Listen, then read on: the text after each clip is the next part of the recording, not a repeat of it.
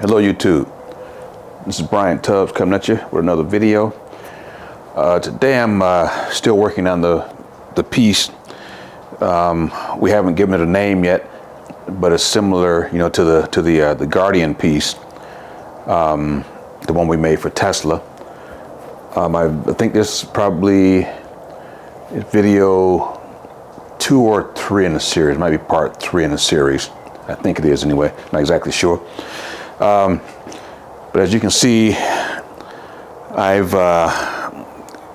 this piece was already made. I showed you guys how to make, how to weld up this circle, and then I just welded another pipe on the bottom of the circle so it would mount to this head, if you will. And then I sat the head on these two square tubes and got the height that I wanted, and then I just welded I tack welded these pipes first to the top shelf of the sculpture just to get them to stand where I wanted them. Then I set this guy on top and just tack welded it in a few places just to hold it up. And what I did was I tack welded it on the front here and on the front of these square tubes here. And then once I tack welded this head on to these tubes, I just was able to just bring it forward and break those 2 tack welds so I can set it on the table and go ahead and weld up underneath there. So that's a little trick I use because I had to have these in the right position because they're directly above these 2 square tubes. I have these on the front and I have 2 on the back that are in an identical location. So when you stand off at a distance and you look at these tubes, it look like they're going through this 1/2-inch plate going up and holding up this piece. But like I said, it's 2 on the front, 2 on the back. So that's just a little trick I used. And the reason I tacked it like I did is because I want to be able to just pull the sculpture forward a couple times, just the head, and it will break the tacks and I can set it on the table and weld it up. So these square tubes are welded up. This center donut or whatever it is, if you want, that's solidly welded up. The piece up here, I just bent that. I used a pipe and I used my vise and just having to keep bending it and unbending it and putting it on the ground and stepping on it, trying to get it, to roll properly. And so I came up with this, with that roll. And then it's sitting on top of a 2-inch by about 1.5 inches, something like that, tube on top. And then I went ahead and welded this sword, if you will, on.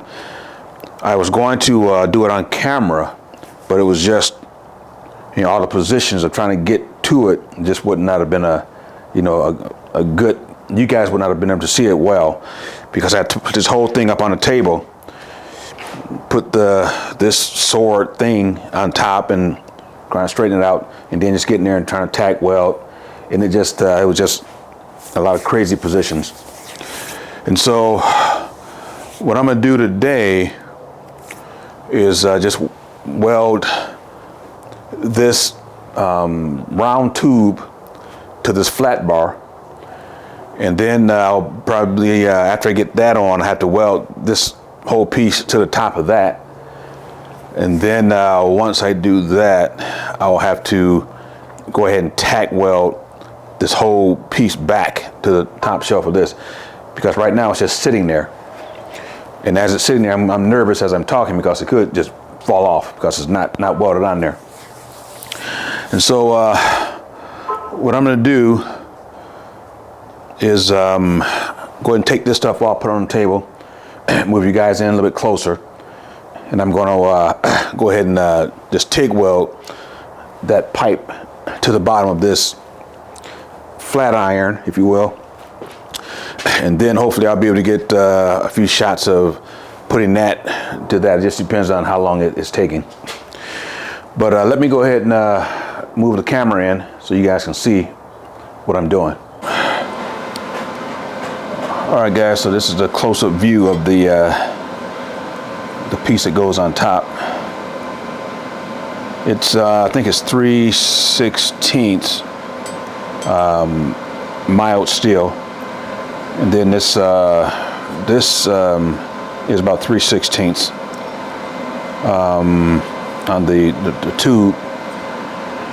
And so what I'm going to do is just TIG weld all this in all around here, just to, you know, make it solid and all that kind of stuff.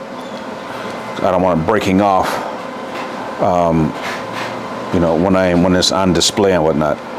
And if you guys are wondering what that blue line is here, that was just my center line, just for lining it up with center while I was on top of the, you know, the headpiece, the head thing, if you will. I had to find center of everything at the top of the headpiece for this to sit on. Then I had to pretty much center this on top of the pipe, just so, you know, everything will be even on both sides and all that kind of stuff.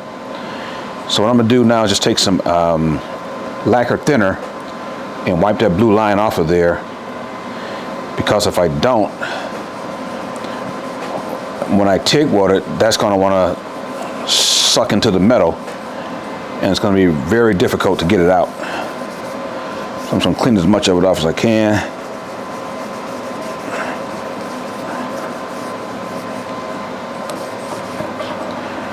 And you also have a blue line right on the tip here. I'm going to leave that there because this blue line faces the right side of the sculpture if you're looking at it from the direction we were looking at it, you know, when the video first came on.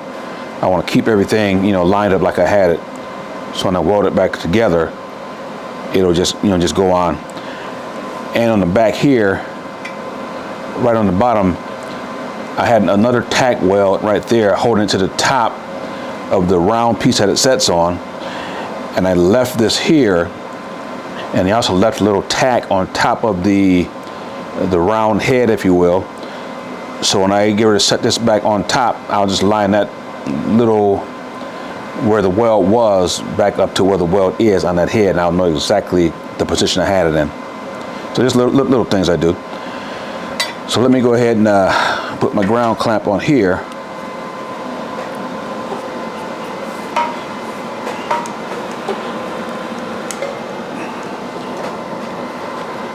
And then I'll go ahead and get started, you know, putting more tacks. I'm just going to tack it up everywhere, so it won't be pulling in and whatnot. I have my water set at 85 amps. If I need to bump it up, I'll do that, but it's probably no big deal. So I'm just going to run a few tacks. I'm using a 3/32 ER70S6 rod. All right, here we go.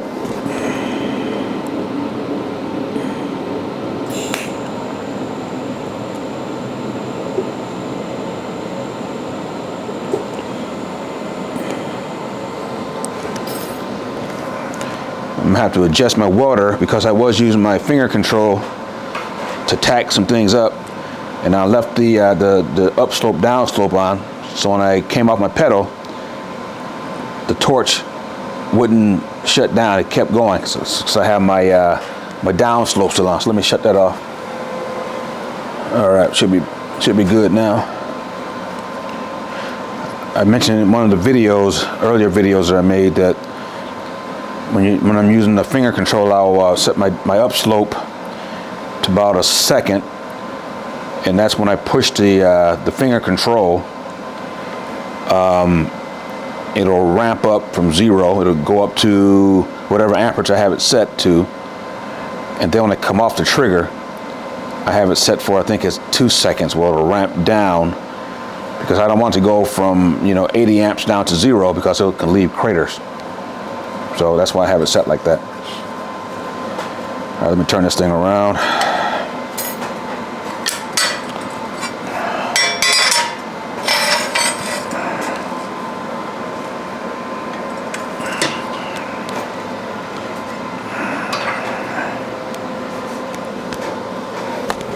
All right, here we go.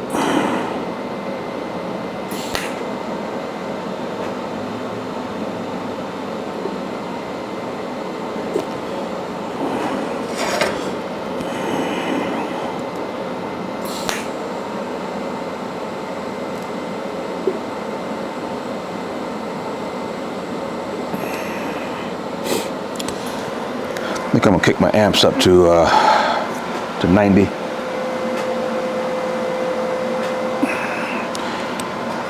I don't like the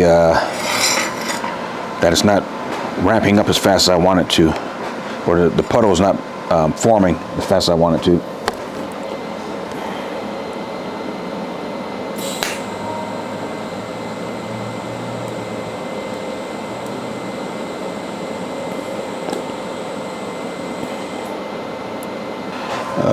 That should be good.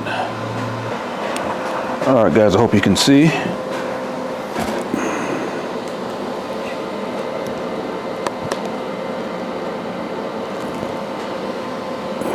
All right, here we go.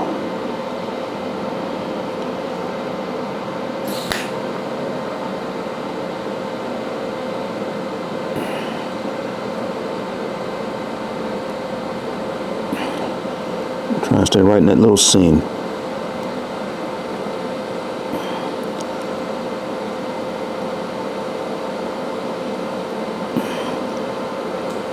Come off the pedals a little bit, gently. Trying to stay right where the two pieces meet. I'm trying to stay right in that seam.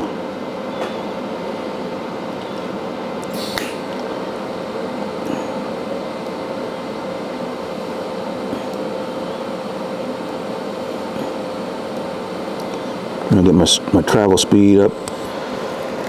No, pretty fast, pretty hot. Don't wanna warp this this metal.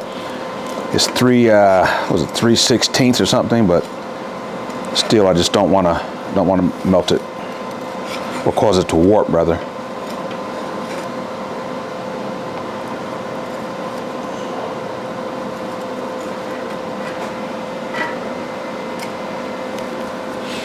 So I'm gonna hit just a couple more spots here, and I'm gonna turn it around and do the other side. Just keep the heat spreading properly.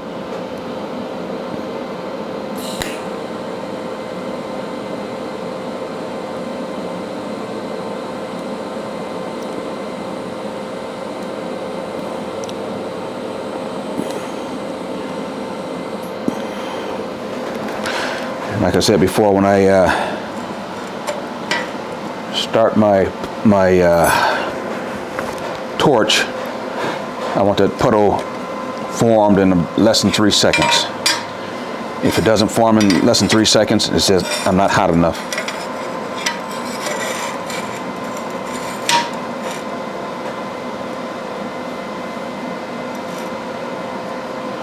All right, so I've turned it around. Get back in here a little bit more.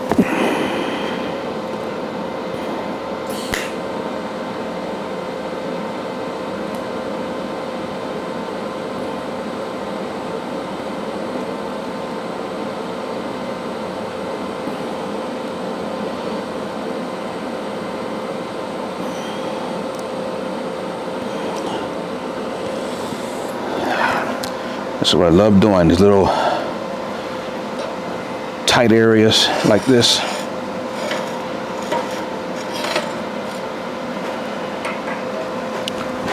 You got to be fairly accurate with your welding in order to do it.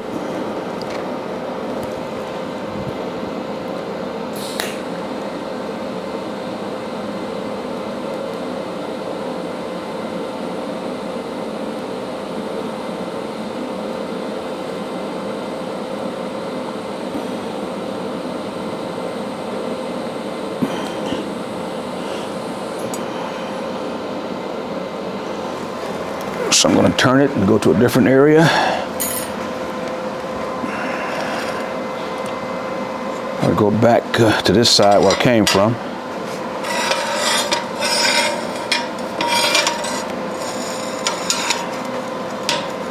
And just start in this area again.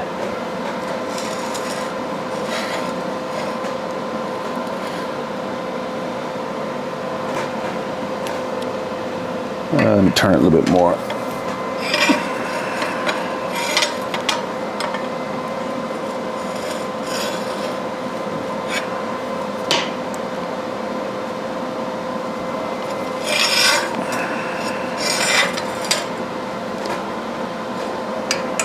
Maybe I'll try it like that.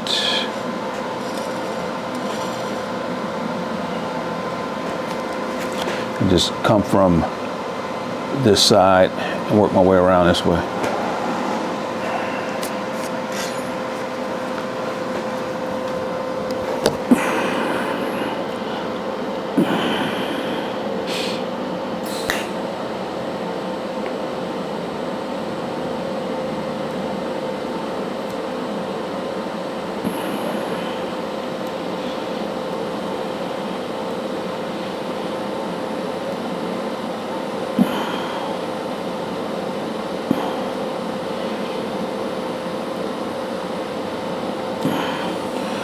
Welding around corners is not the easiest thing. It's not difficult once you do it enough times, but it's still not the easiest thing. Okay, I'll just rotate it here and go ahead and kind of finish this side out. Or actually, maybe I'll start over here, leave that gap, then jump to the other side.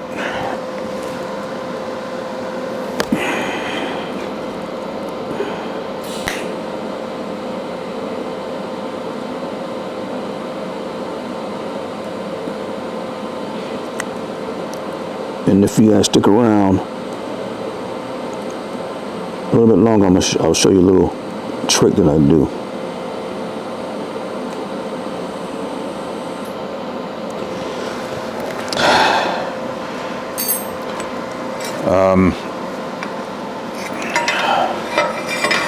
Some people like seeing,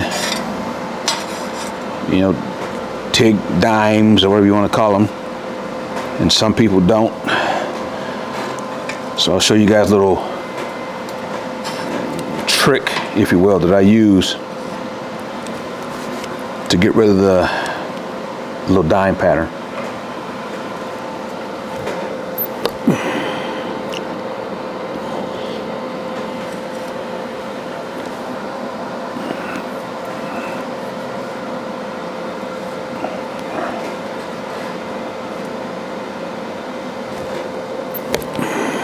All right, here we go. All right. So I just heat it up, move forward a little bit, dip the rod just a little bit. I'm staying right between the two, the vertical and the horizontal.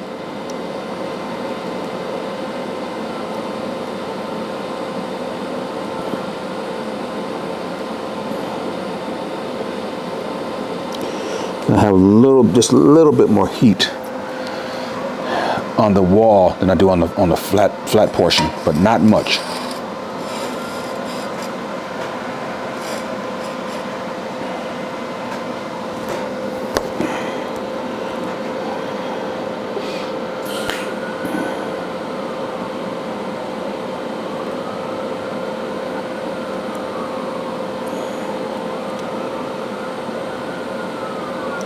I'm just dipping my rod to the very front of the puddle.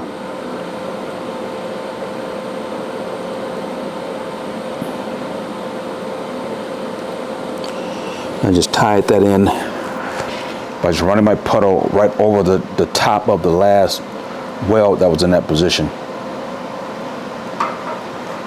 Right then there's one more spot. All right. I think that's it everywhere. All right, guys, and like I said,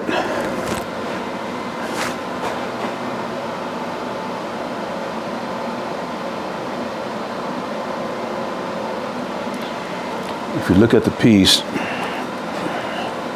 you have the dime pattern. But again, some people don't like that dime pattern. And with this being on the very top and people looking up at it, I'm going to smooth the pattern out. I don't want to leave the dime pattern there. I mean, it's not a big deal, but I'm going to go ahead and get rid of it, and I'll show you guys how I do that.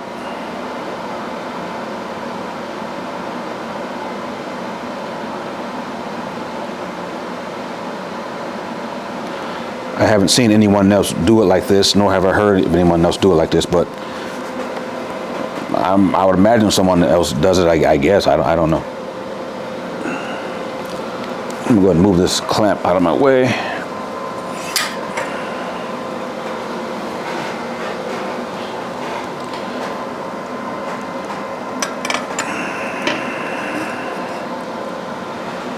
All right, so what I do is put my torch on here,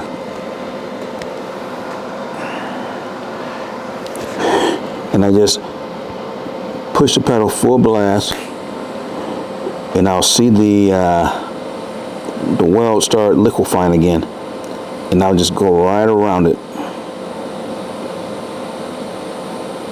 and I'll just melt it all in.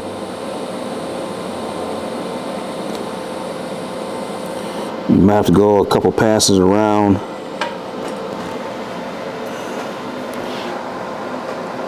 What that is doing is just melting it, and it's just like I say, liquefying it, and it smooths it out.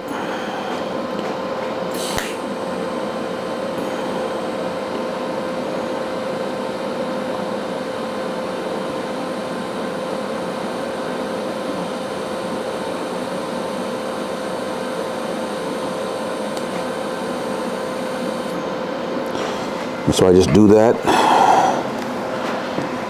all the way around until I get back to the other side where I started.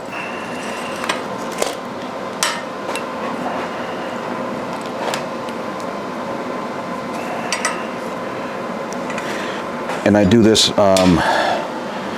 like when I'm doing the small tabletops, and they have like welds on them, like TIG welds, where you can see them. I'll smooth it in like this, blend it in.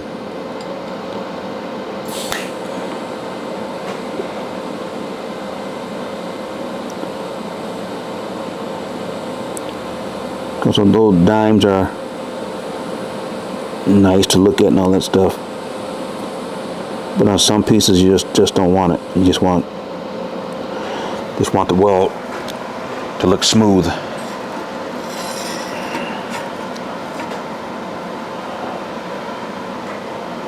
And I'm just continuing around until I get back to the other side.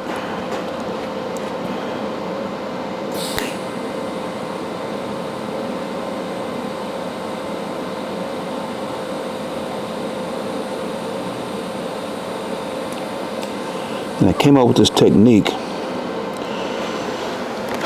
because when I'm doing like certain tabletop pieces, and I want it to look smooth while welded, but I can't get a grinder in that area, I had to come up with a way to blend that and make it look good. So that's how I came up with this technique for myself. I'm not saying someone else is not doing it, I don't know, but I have not seen anyone else do it, so it's just what I do. If my helmet would stop bumping the camera.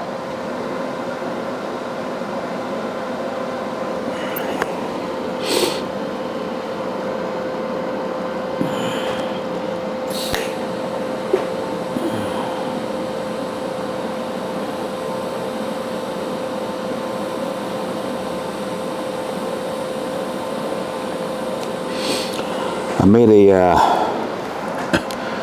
6-foot boom arm, retractable boom arm for the camera just so I can get shots like this, like overhead shots. I can go any direction I can go with it. I made with this, I think it was last year, I think it was. May have been the year before, I can't remember exactly.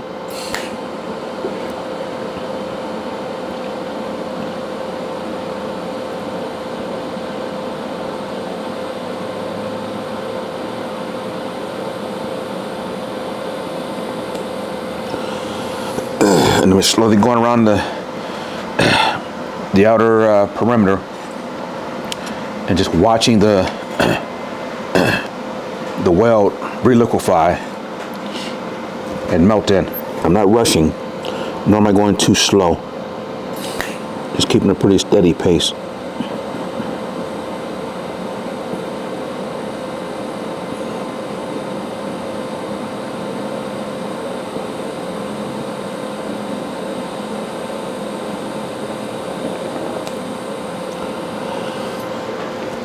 This technique really comes in handy when you're, even when you're doing big outdoor pieces, and you really had to work to get the weld into a deep seam, and the weld doesn't look overly pretty.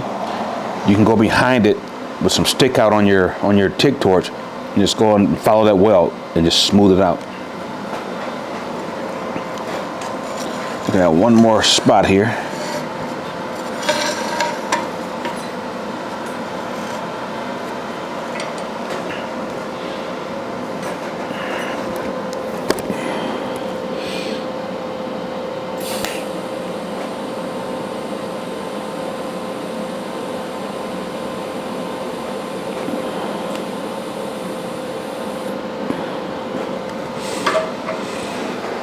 All right, and it just blends it in a little bit better.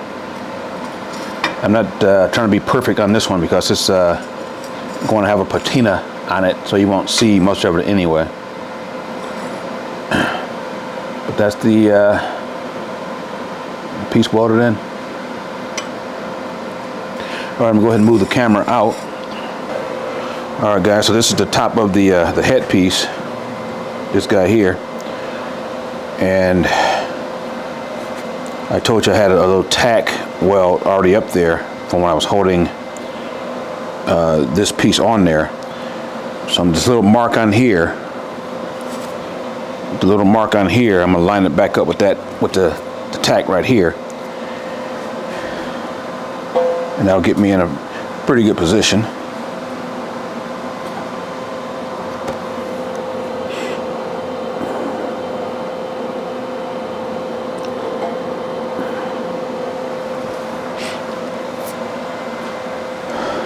Because if you notice, there's a little ring here.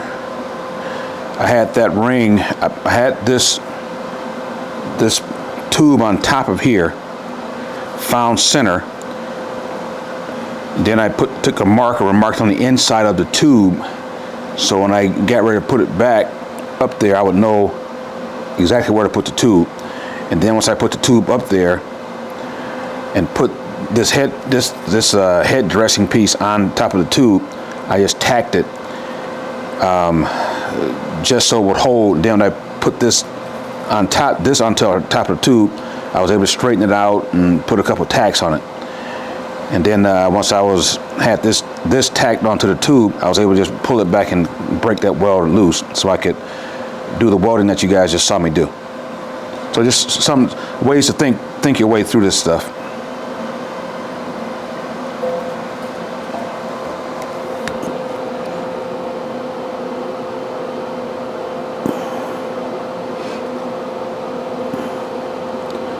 All right, so I'll get this close. Now I got to step to the side to make sure it's in line, you know, both ways. It's not twisted or anything like that. So I just got to step aside and just take a quick look. Just trying to make sure everything is pretty much lined up. Then I can just put a couple tacks on there. So there's nothing like getting finished with all your welding and you look at your piece and it's crooked. you either have to cut all your welds back out, or you have to just leave it like it is. And this piece is going to be on the very top of the sculpture, so it will get a lot of attention. I'm looking from the side for the most part. All right, so I'm gonna go ahead and just get a few tacks in a couple spots, as best I can anyway.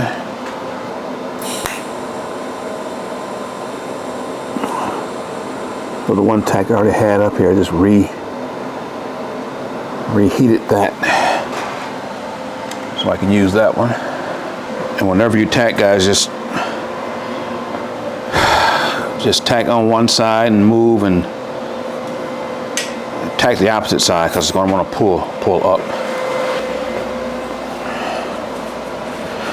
All right, so what I just did, I switched my torch to the finger control,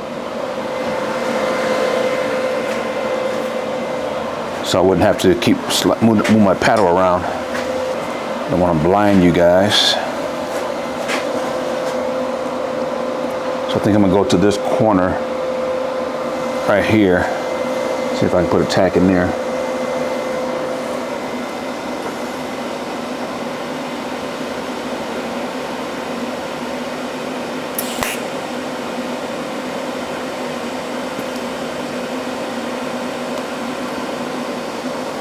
Successful.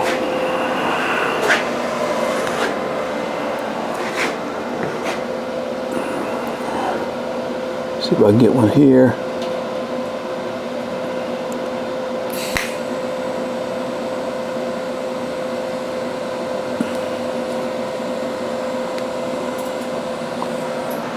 I have my finger control. The up slope is 1 second.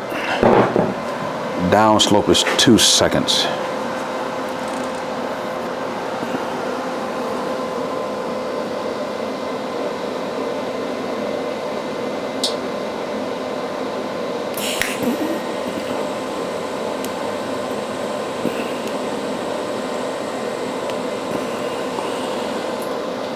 All right.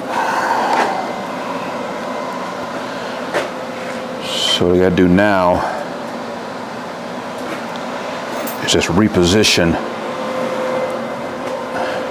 the piece a little bit so I can go ahead and weld around it. All right, I just went back to my pedal control. See if I can get in here and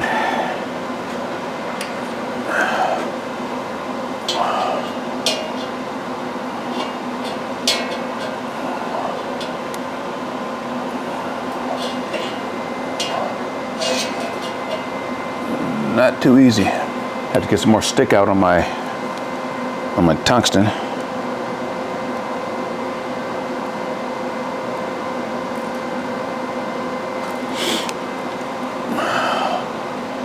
Yeah, that'll be better. Just a little bit more stick out on my tungsten. Just pull it out a little bit further, and I can get in a little bit better. All right, let's give it a shot and see what it comes out looking like.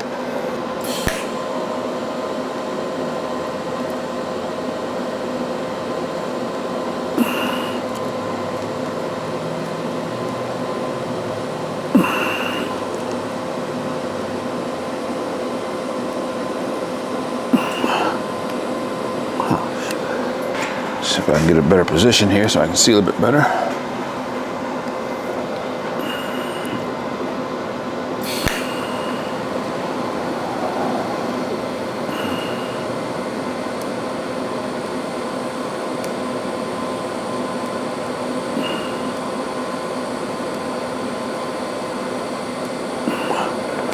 And with this, I am keeping my heat more on the upper pipe because it's a little thicker metal than this portion.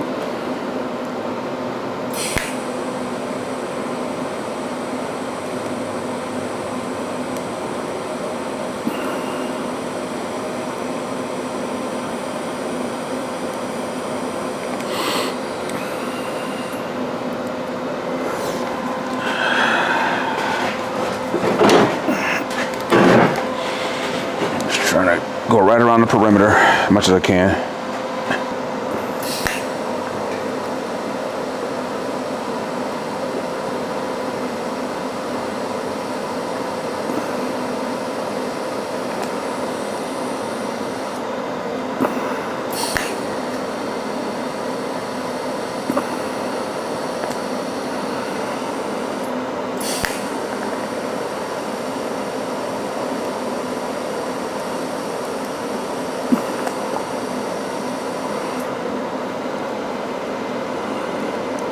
gonna have to take and turn it around so I can do the other side.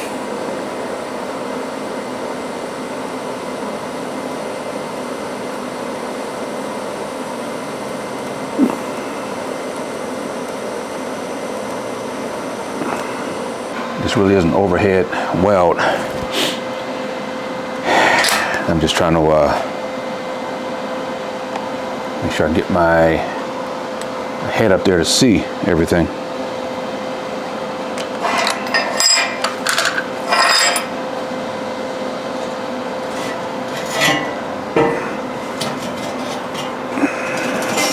I don't want to just weld one side completely and then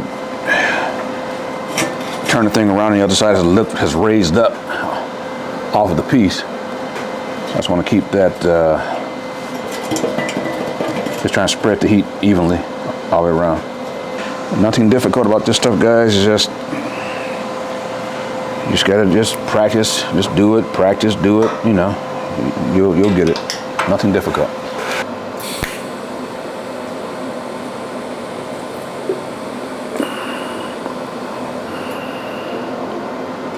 I'll go right in here.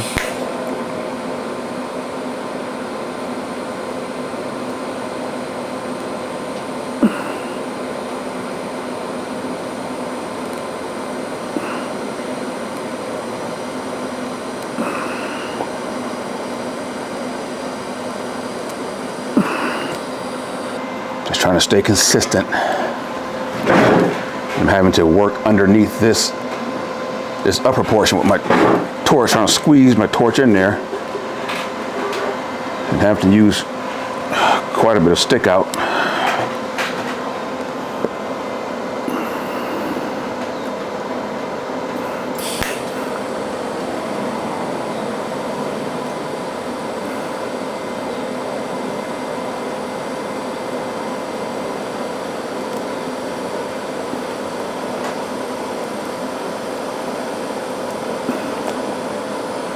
Don't want to use too much more heat. So I don't want to burn a hole to this thinner steel.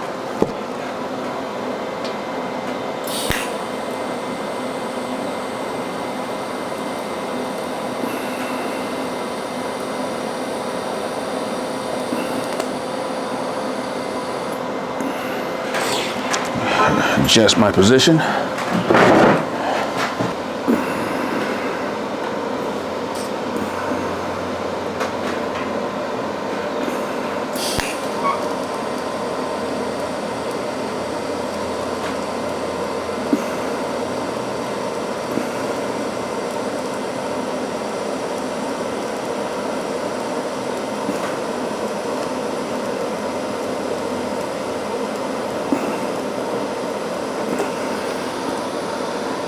Not easy getting in there.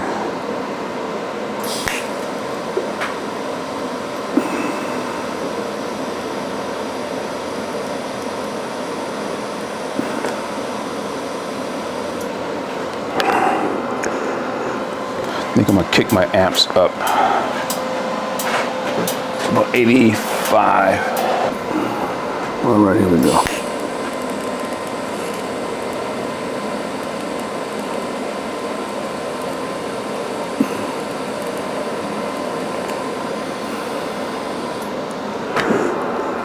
I think I'm gonna get my TIG finger on because it's getting pretty hot. Like I've said before, guys, whether you use a TIG finger or a flack finger, I mean, they're both the same. I like flack fingers because you can strap it to your glove.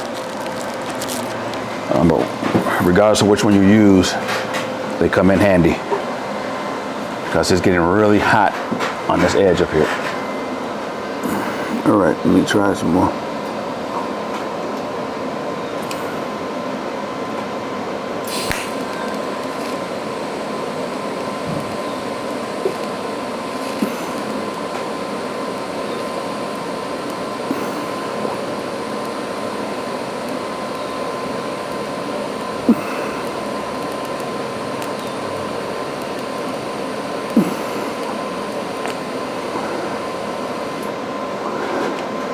Getting pretty tough in here, trying to get in these areas.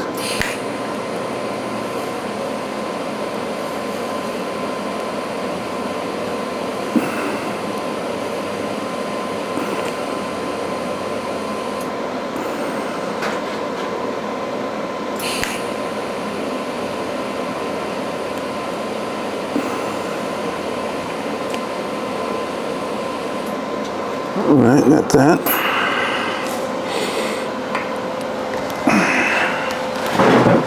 I think one more rotation, and I should be all finished with it.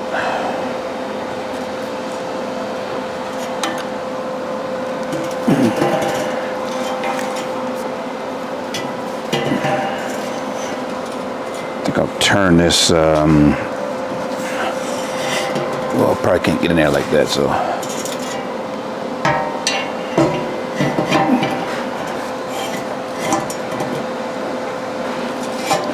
Just trying to make it so you guys can see.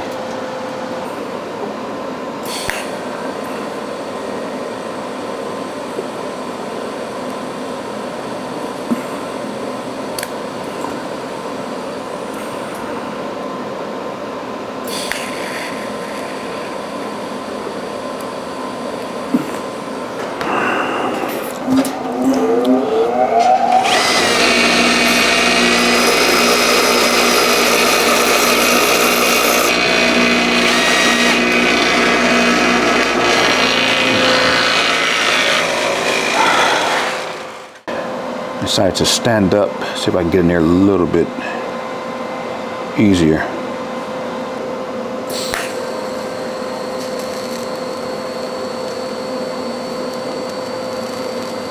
Yep, that's a lot better.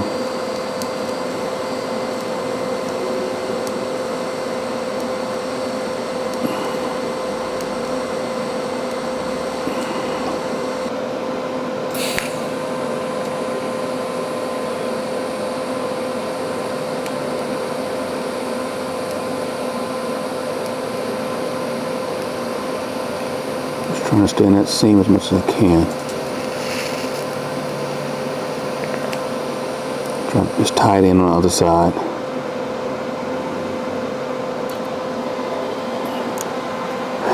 Just trying to work underneath. That is not the easiest thing. So I'm gonna do my little technique now and just go back around and try and smooth the welds in some.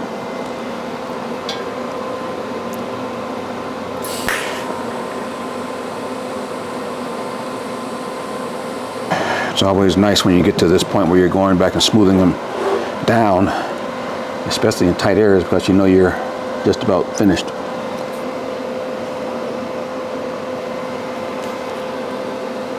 And you must have been somewhat successful because you're not going back repairing, you're just going back smoothing out.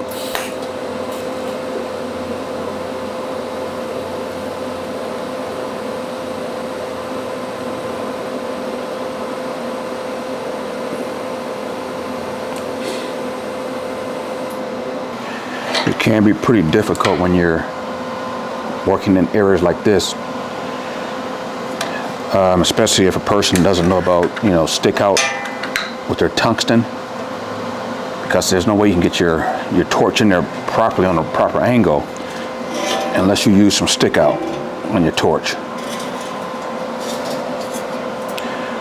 So I'm glad I went to school. And like I said, it wasn't a full 4 or 2-year program. It was a very quick program. We covered a ton of stuff. There was only 12 people in the class, so we were able to cover a lot more than class with 30 or 40 students would take. So we learned a lot in a short period of time, which was fine with me.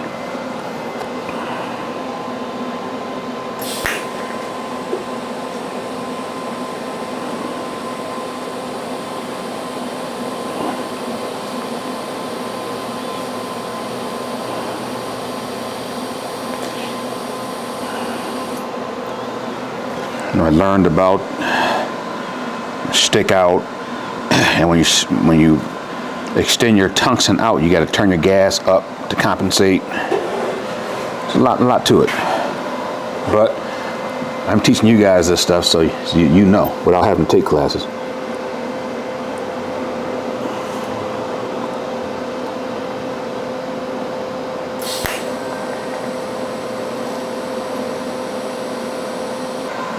All right, let me check and make sure I got all the areas.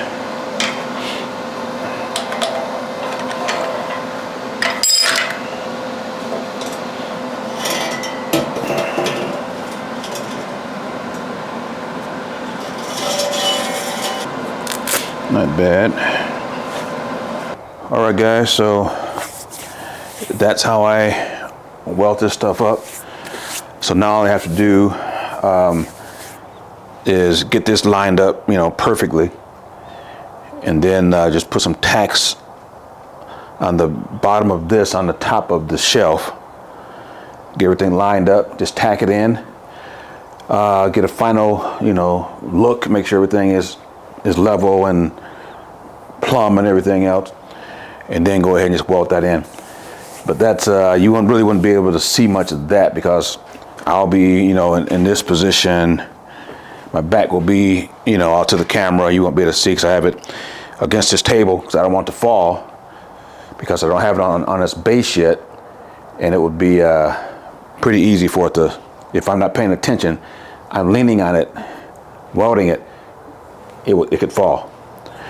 And this is probably, when it's all said and done, about 170, 175 pounds, somewhere in there, maybe even 180 probably. Whereas the original Guardian was 410 or 20 pounds or something like that. So I took what I learned from the first Guardian and did the opposite with this one. Like the first Guardian, just the headpiece I think was like 60 or 70 pounds or something like that, because it was, we were using Tesla's rotors, brake rotors for this upper portion. And then for the headpiece on Guardian, we used actual leaf spring from a trailer, a new leaf spring from a cargo trailer. So that thing weighed a ton by itself. And the I-beam on Guardian was, I think it was a 1/4 inch thick or something like that. It weighed like 170 pounds, something crazy like that by itself. Whereas this I-beam only weighs 70 pounds. So we just cut the weight down everywhere, just to make it easier, you know, for transporting and whatnot. But that's going to pretty much do it for this video, guys. And I think on the next video, I will be making the base for it. And then after I finish the base, I'll have to go ahead and mount the piece on it and, you know, tack it down really good, make sure it's level and plumb and everything, you know, and just kind of take it from there. But that's going to do it for this one, guys. Thanks for tuning in, and I hope to see you on the next one. Same place, same channel, all that stuff. And you guys do what you guys know how to do on YouTube, like, subscribe, and share it and all that kind of stuff. And I'd appreciate it. And I'll see you guys on the next one. And as usual, peace out.